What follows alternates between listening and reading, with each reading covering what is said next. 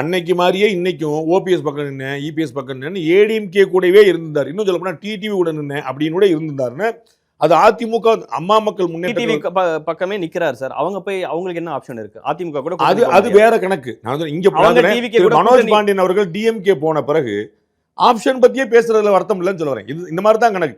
அப்ப இவர் டிவிக்கே போயிட்டாருன்னு சொல்லும்போது வேற கணக்கு. நீங்க வந்து திரு வைத்திலிங்கமோ திரு ஓபிஎஸ்ஓ திரு பண்ருட்டி ராமச்சந்திரனோ திரு டிடிவி தினகரனோ இவர்கள் எல்லாருமே வந்து டிஎம்கே எங்களுக்கு வந்து துரோகி, டிஎம்கே வந்து தீய சக்தி சொல்லியிருக்காங்கன்னு சொல்லும்போது ரெண்டு பேருக்கு முரண் இவர்களுக்காக ஒரு குரல் வந்துகிட்டே இருக்கு. நீங்க மனசாட்சி போய் சொல்லுங்க, அதிமுக ஒன்றிணைனும் அப்படிங்கிற குரல் அதிமுகக்குள்ள இருக்குதா இல்லையா? நிச்சயமா இருக்கு. அவங்க அதிமுகவா இருந்துட்டு வேற கட்சிக்கு போகாம தானே இருக்க முடியும்.